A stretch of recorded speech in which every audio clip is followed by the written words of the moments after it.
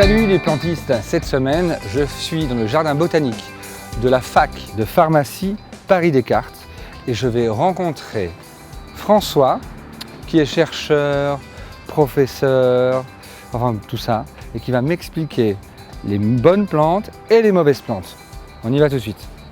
Bon François, merci de me recevoir ici. Donc là on est à la fac de pharmacie Paris-Descartes, oui, en plein Paris. Et là il y a un ginkgo biloba de dingue. Ah oui, ça c'est un vieux ginkgo, il est d'époque, donc il date de 1880. 1880. La fac effectivement c'est 1882 l'ouverture. On a à peu près 3500 mètres carrés de végétation. D'accord. Rien qu'à nous. Rien qu'à nous. Donc là on va aller se balader. Oui. Parce que j'aimerais que tu me montres justement les plantes qu'on ne connaît pas et qui sont super toxiques. Et Dieu sait qu'il y en a. Oui, il y en a pas mal. Et puis des plantes dont vous tirez finalement des substances. Les plantes qui soignent et les plantes qui tuent. Voilà, c'est ça. On commence par les plantes qui tuent. Ouais, c'est mieux d'abord. Parce que ça c'est au niveau des beaux-parents.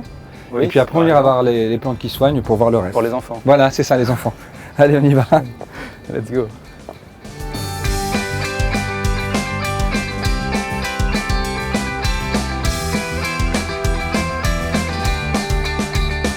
Donc alors, là on est donc dans ce qu'on appelle le bassin aquatique. Alors avant il y avait deux bassins au niveau du jardin. ouais. Bon, les coupes ont fait qu'on n'en a plus qu'un. Ouais. Donc on a une collection de plantes aquatiques qui n'a pas un intérêt réel en pharma, mais enfin Ouais. plus ou moins. Mais c'est juste pour faire joli quoi. Ouais, il y a après, c'est- on a des iris par exemple. Et de l'élodée du Canada. Donc là on arrive donc devant ce qu'on appelle les plates-bandes des plantes toxiques. Alors dis donc le saut de Salomon, Oui. je savais pas. Si, saut de Salomon donc fait partie des plantes toxiques. Le lierre. Le lierre, oui, les fruits du lierre, ou le lierre peut être toxique. Ouais. Oui, d'accord. Enfin, au niveau cutané, Au niveau cutané. ouais, c'est irritant. Notre ami la mandragore. La mandragore. Alors la mandragore, c'était au Moyen-Âge une plante et on disait qu'elle poussait sous les pendus. C'est Et ça. c'était le sperme des pendus parce qu'en fait il paraît qu'on éjacule quand on se pend, hein, enfin, pour ceux qui le Alors on savent. n'éjacule pas forcément, mais il y a une érection. Une érection. Oui, enfin. D'accord, une érection.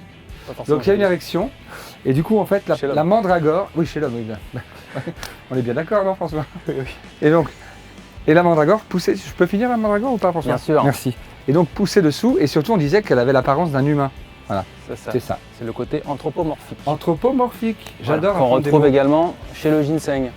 Donc alors ça c'est la grande ciguë. Ça c'est la grande ciguë, ouais. C'est avec ça que Néron a tué, non, C'est qui s'est tué. il s'est tué. Devant dans l'Antiquité gréco-romaine, quand on était reconnu d'un méfait, Voilà. soit on était tué par les gladiateurs, enfin bouffé par les lions dans les arènes, Ouais. soit on prenait un extrait toxique devant une assemblée, un parterre de personnes. Et donc il a choisi la ciguë. C'est ça, c'est Platon qui raconte ça. Et la ciguë ressemble donc encore à la carotte sauvage, C'est ça, c'est la ressemble famille. à la berce du Caucase. Caucase.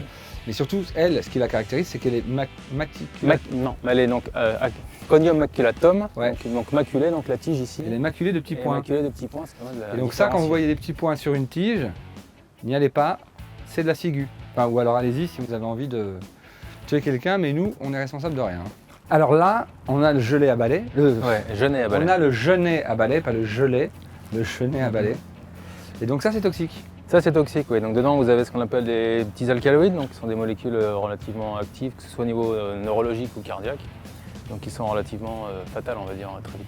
Et alors ça, c'est l'if. Alors l'if, on va dire, ça peut tuer, mais ça tue plus vraiment aujourd'hui. Ça a eu tué, mais ça ne tue plus. Voilà. Et il y a même des chevaux Ah pendant l'hiver, dans les pompes funèbres, enfin dans les cimetières. Ah oui, parce qu'avant les pompes funèbres étaient tirées par des chevaux. Et puis surtout, c'est pas ça, c'est que ça, c'était une Ok. plante de cimetière par essence. Exactement. Elle perd pas ses feuilles. Exactement. Et donc les chevaux, ils arrivaient à manger ce truc-là, quand D'accord. ils n'avaient plus rien à bouffer, Ah ouais, et ils et- finissaient par en crever. Tu sais, maintenant qu'on a vu tout ça, ce beau bassin, toutes ces plantes toxiques et dangereuses, enfin même mortelles, j'aimerais bien qu'on ait les plantes qui soignent maintenant. Oui, tu vois on a la partie donc sera plantes peu- aromatiques et Voilà, plus pour la phytothérapie. voilà, ça me ferait plaisir. Ce sera Ce sera plus une sympa. onde On va positive. finir par un truc gai, quoi. Tu Ouais. vois. Alors là, on est dans ta spécialité finalement, hein, puisque tu donnes des cours de phytothérapie. Et donc là, il y a des plantes qui m'intéressent. Ça, la bourrache, ça, c'est vachement bien. Tu sais que tu manges les fleurs aussi.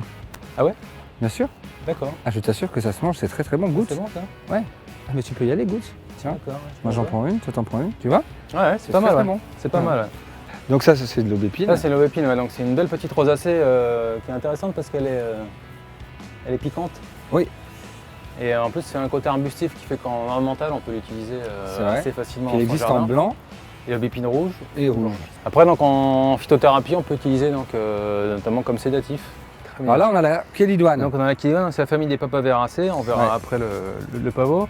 Donc en phytothérapie, ça avait une très grande réputation donc, de ce qu'on appelle l'arbre aux verrues. C'est ça. Donc parce que quand on casse en fait la tige, donc on a un petit sucre jaune-violet qui sort, qu'on applique sur la verrue. Jaune-violet. Non, Jaune-orange. orangé, pardon. Donc qui permet donc de traiter la verrue. Donc là on a le pavot somniferum, donc le pavot diaopium. C'est ça. Comment on fait l'opium? Parce que ça, c'est ce qui nous intéresse le plus, tu vois. Oui. Je suis venu pour ça, moi. D'accord. Donc il faut un pavot à opium déjà. Ouais. Et donc après il faut que la capsule soit bien à maturité, là elle est gorgée de latex. Et donc on va inciser. Donc la capsule, c'est le bouton floral. C'est le. Oui c'est ça, c'est l'ovaire. Oui, c'est le... Enfin la fleur est au-dessus. Ouais. Et en fait c'est l'ovaire qui s'est comment dire, qui hypertrophie. Donc il est plein de latex. Donc on va inciser ici. Donc le lait va couler, on va le récupérer dans une gouttière. D'accord. Et donc le lait au début donc est blanc, noirci, et ça c'est l'opium. Et tu le qui consommes contient comme de ça? la morphine, Et tu le contiens comme ça? Soit on extrait la morphine, sinon l'opium en l'état peut être utilisé. D'accord. Donc il y a le laudanum par exemple qui était un extrait d'opium. Breaking Bad, hein, une série vachement bien. Voilà. Et après, mais le laudanum, mais c'était Oscar Wilde qui en consommait beaucoup. Là c'est du gras de cul, ça s'appelle. Ah, le gras de cul, bah oui. Ça c'est les cynorhodons. Églantier, oui. L'églantier. Donc ça c'est très riche en vitamine C. Ouais. Le fruit est très riche en vitamine C, donc c'est utilisé on va dire comme tonique. Et puis on fait de la confiture de cynorhodon. Le cynorhodon, ouais. Voilà. Et les abeilles aiment bien ça. Bah, on est pas mal, non? Ah oui, c'est pour ça que. Qu'est-ce que t'en penses? Ah moi je suis bien. Moi je suis bien. Et t'as remarqué que le banc est un petit peu chaud au niveau des fesses? Oui, mais en fait c'est le rayonnement. Alors qu'on est à l'ombre. Et puis c'est bien un petit peu enfoncé au fur et à mesure des années, ce qui fait qu'on est plus à la bonne hauteur. Moi je trouve qu'on est très bien. Voilà. Ah, mais écoute, je vais te remercier de m'avoir reçu ici. Parce que pour tout te dire, je passais souvent la rue d'Assas et je me disais qu'est-ce qu'il y a derrière, et en fait c'est assez magique.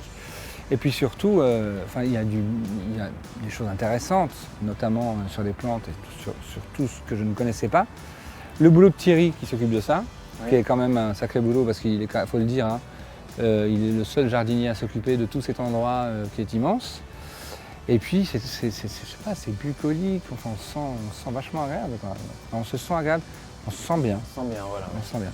Voilà, donc je vais te laisser, je reviendrai te voir certainement. Avec plaisir. Bon, salut. Bah, au plaisir, merci beaucoup. Ciao. Ciao.